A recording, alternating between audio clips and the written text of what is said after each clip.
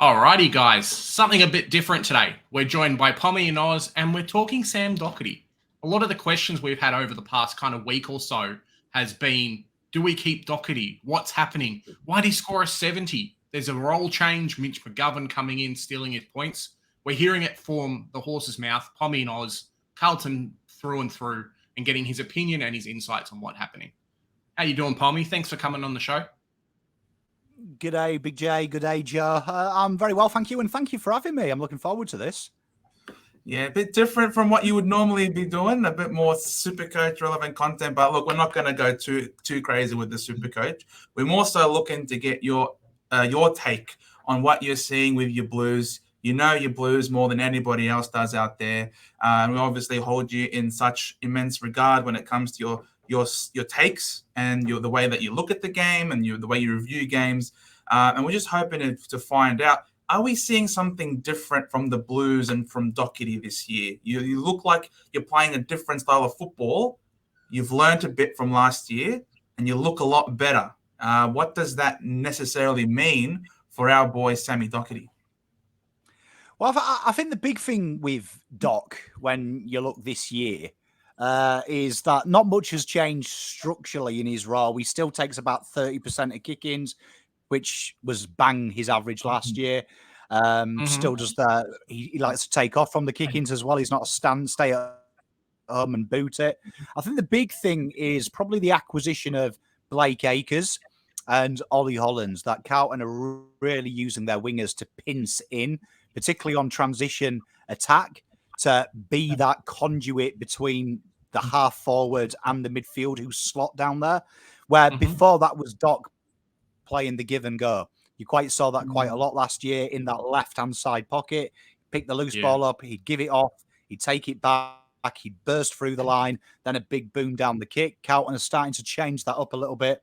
And definitely last year we saw 82% of Carlton down the wing. We're starting to see, if you take the Richmond game out of it, you're starting to see about a 60-40 split. Carlton are starting to use the corridor a lot more, which, again, we saw Doherty last year overlap his midfield and get in a more advanced position, kind of like what you saw against Richmond when he kicked the goal. That was probably more of a Doc favourable game as opposed to what we did last week, which is going to be probably more of a spread between the half-backs. And I will say this, though, Supercoach isn't my specialty, but Geelong has never been a great scoring game for Samuel, unfortunately. I know the Richmond game is because Carlton generally go into that game very open and expansive. We saw a change-up. But I would say, I don't think his days are behind him, but I do think that Carlton spread the load now between 9 or 10 players as opposed to him being the key guy down the back. Yeah, as you say, like the team gets stronger, the ball gets shared around a bit more. Probably Adam Sard a little bit as well. Like they'll choose to use his dash from half back instead of a Sam Docherty kick, that kind of thing. I noticed during the game with Geelong that he kind of got moved a little bit more into the midfield or was used around the stoppages a little bit more, kind of leading to him being pushed out. Is that something fair to say, or is that kind of someone being injured, that kind of thing? Well, I mean, it has been talked about a lot in the off-season that Voss has this vision of him being kind of that temporary midfielder that if they can break glass in case of emergency, per se. I think if you watch Doc, though, his game, I think that, in my opinion, I don't think the midfield would affect him. I think, if anything, that would improve his score. You do know that Doc, when he played in the midfield, he does like to get the ball, and Carlton showcased that the last couple of games last year in predominantly on the ball. I do think that the big thing for Carlton is Doc is more of a kick-based player down the back. And if you look at Carlton when they're playing well, they're looking for that short hit-up kick in the corridor, or they're looking to play it with the hand and run of Sardi, where Doc is kind of situation-based. And I think people forget last year when Doc was hitting the high scores, Carlton were in a bit of a turgid point as well, particularly the back half of last season. They were kind of clinging on,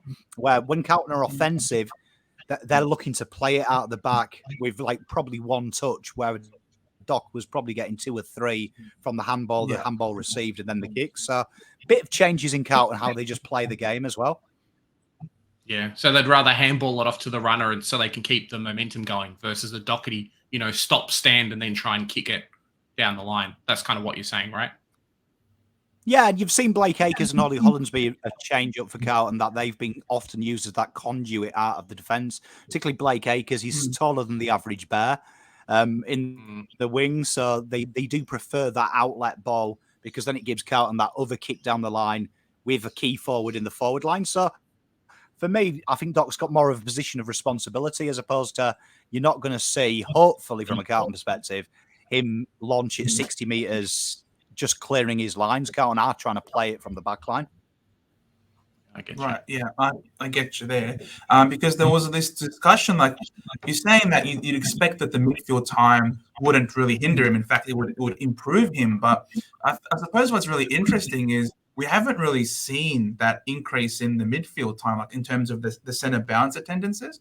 It just feels like in those last couple of games, he had a lot more. He had like 88% and 75%. But in that first game against Richmond, he didn't attend any centre bounces. And then it only took for like George Hewitt now to also be injured for him to only have like 7% of CBAs. Do you guys you feel like he has a lot more to offer you defensively in terms of structure as opposed to being in the guts? I think when Voss presses the button on Doc, and when Doc does well, is he gets the ball forward. Sometimes Carlton get way too handsy in that centre bounce, particularly they overuse the handball. It gets them into trouble. And we did see last year when Voss started flirting with the idea, particularly around stoppages. It was usually when Carlton were under a bit of cosh. They weren't really moving very well when they won the ball. So Doc got the ball going forward into that forward line, particularly around the stoppages in the midfield. We saw that a bit because he would kick first. If in doubt, he just boomed it forward, which gives Charlie and Harry their best opportunity. So it's an interesting one because I don't think Doc is going to be like the Tom Mitchell in the midfield. He's going to be deployed to get territory and get the ball moving when Carlton stagnate, which is probably our bad habit as a football side. So more of a cameo then, as opposed to a feature. He just will come in there, sort of break glass in case of emergency. Doc, get in there, move the ball quick. We got to inject some sort of movement, some sort of energy, get the ball to our twin towers up there, as opposed to someone who's going to be a regular part of the rotations. Yeah, I don't think you'll see Doc with 90, 95% CBAs unless Carlton, touch wood, have an injury crisis that mirrors Saints. Yeah, no, fair enough.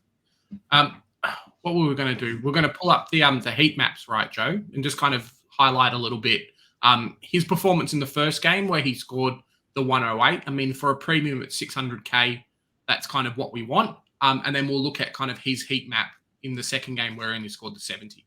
So in this game, I think it was the one where he kicked the goal, right? So yeah, from here, obviously a goal kind of boosts scoring up a little bit. But majority of his time off that halfback, imagine Sard's on the bottom left, and Doherty's in that kind of top right pocket of the halfback. I'd imagine that goal was absolutely bananas when he kicked that goal from there. I'm like, there's no way he's got this in him. I wanted him to have it in it. But I'm like, there's no way. He's actually going for this? And they just kept going. I lost my mind. I'm like, look at him. Oh, that was an insane goal. Did you lose your mind as a Carlton fan? Surely you did. Of course you did. Of course I did.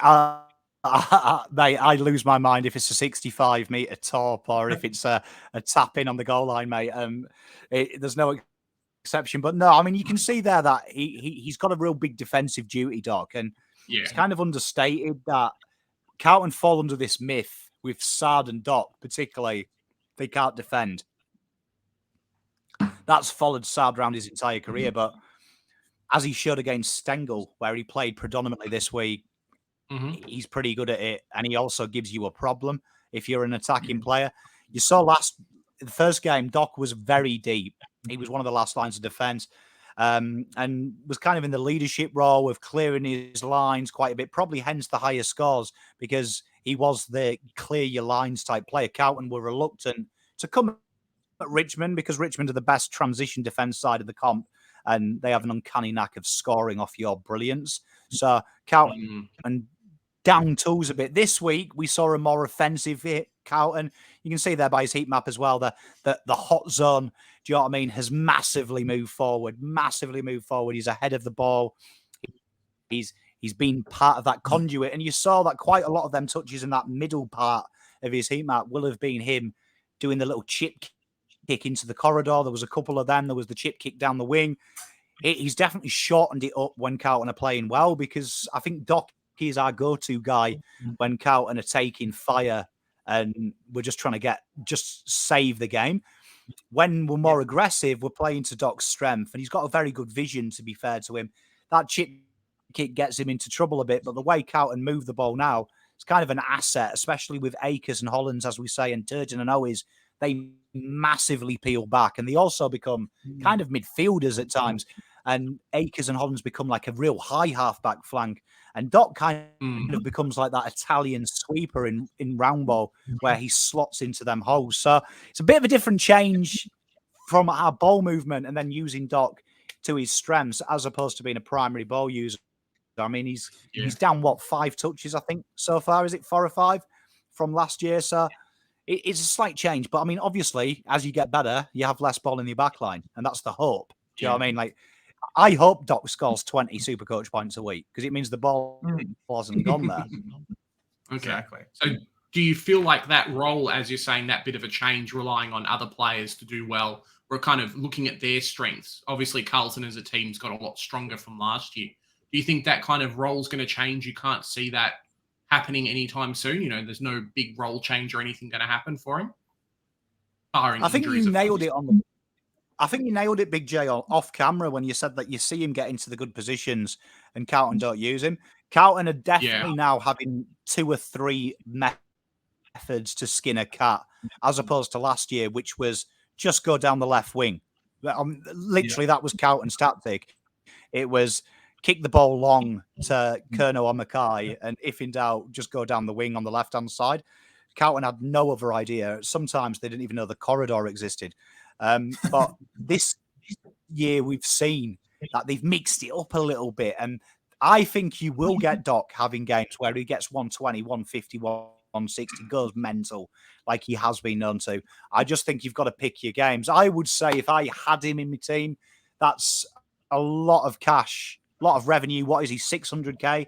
It's a lot of revenue in there. And if he's losing value, that's a nightmare. But he has got 5 games coming up, where I think only one of them from memory. I think it's Adelaide that he struggles with from memory. I know he does in real life, in real football, not Supercoach. Adelaide is one of the weak games. But out of them games, though, he does have a triple figure average in Supercoach, and statistically he plays well against them. So I'd leave it till that. I think the hard thing is Geelong and Richmond are 2 of the best sides in the comp. Let's be honest. I don't care they're 0 and 2. Geelong are brilliant. So at the end of the day, it's hard because Carlton have had to structure up not to lose round 1, but then also play a very dogged side in Geelong. So I'd wait and see till he makes hay against these sides, because I do suspect Carlton have something like 14th in goals from defensive half, which we're putting our pressure on the forward half now. Carlton forwards are the guys you want, because that's Voss's mantra now. We're rubbish at transition defence. Let's stop it at the source in their D50. And that's why Carlton are scoring astronomically from forward half turnovers. I reckon you'll start to see that won't be sustainable all the time. That eventually someone will break that, and that's when Doc will come in. So I won't be surprised to see Doc go large this week, because we've seen against GWS, halfbacks have days out. Look at Jermaine Jones. If you had Jermaine Jones in, he went mental. So Doc and Sard, one of them two will probably be our top Supercoach scorer this week. Yeah. So it sounds a bit like, hey guys, keep him in your team, but just be wary that at some points he's going to have a few stinker games. And, you know, if you have him later on, you might try and trade him out to someone who's a little bit more consistent, like a Sicily or someone who doesn't really have a lot of competition for the ball at their clubs. Mate, 100%. 100%. I mean, for me, he's a very good player. Good players don't go bad. I think the first game he scored okay. Second game, I think just look at the way we played. It's not really a Doc game. Doc had more of a defensive role, and Carlton were looking to play the ball. I think this week, Adelaide GWS is an interesting one because halfbacks usually kill GWS. And if you get Ascension on contested ball, their only other avenue is Toby Green, and that's where halfbacks come into it should they win the game. Adelaide's the question mark. He does seem to struggle with them, and that's a normal statistical thing as well, not just Supercoach. So I reckon you stick with him through these 5 weeks. It's a bit like Haaland in EPL. Like, he's going to go big, but he's also going to have them scoreless games as well. You've got to cop it on the chin. I think if you've already invested 600, what are you losing from the start? 20k. Like, you either get off him now or you stick with it. I'd personally stick with it. Doc is in my Supercoach team. Yeah, no, I have him, and I'm not planning on getting rid of him. I think there's definitely still a lot of, as you say, a lot of great games. And good players, as you say, don't go bad all of a sudden. He is a class act. He's a gun. He's one of your leaders. And you do love to have the ball in his hands. You guys are playing a lot more forward pressing, as you say. How, whether or not that continues in the wets, when things get slippery, when it's very easy for ball to slip out the back and all of a sudden you're trying to chase after the players in defense. Him keeping that defensive structure, I think he'll still get a lot more ball later on in the year as well. And I think he's going to be a top 6 defender. If you're trading him out now, you're going to have to try and bring him back in at some point down the track. So thank you so much, Pommy. I really appreciate that. I'm very happy to keep him. Yeah, definitely for me too. Just a bit of a wait and see watch. I'd rather get rid of a couple of rookies on field that I've got in the defense before getting rid of Sam Docherty. Before we head off, Pommy, thanks, as Joe says, thanks for coming on. Do you want to just let the fans know where they can reach you, what you've got coming up? You can find me on any of the socials, Pommy in Oz YT. You won't see my ugly mug anymore. We've had a rebranding, so you'll see a very, very arty PIZ. So check out that. But Pommy in Oz and Pommy in Oz on YouTube, you'll see me. We cover all the AFL. We do have some count and bias there, but we also objectively review and preview other games and talk trades with trade and draft experts. And if you don't know me, you'll probably see me if you're a Carlton fan on Blue Abroad. I'll be probably acting like a maniac on the watch along. So come and say hi, have a chat, and can't wait for the season. Can't wait for Good Friday, North versus Carlton. Should be a fun one. Mate, could be the flag decider. Yeah.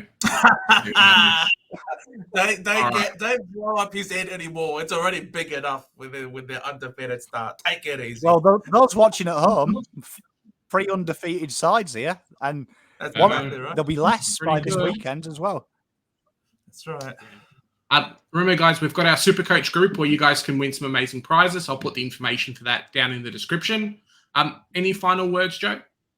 No, guys, just make sure you like, share, subscribe, and make sure you follow Pommy and Oz. As you can tell, the guy's an absolute legend, absolute superstar, and all the work he does is excellent. Also does those watch-alongs for those games. I remember I was there watching the latest game. I forgot which game it was, Pommy. But definitely you got to love following his stuff. And please follow our stuff as well, because here at the Centre Bounce, we do the hard work so that you don't have to. Bye for now.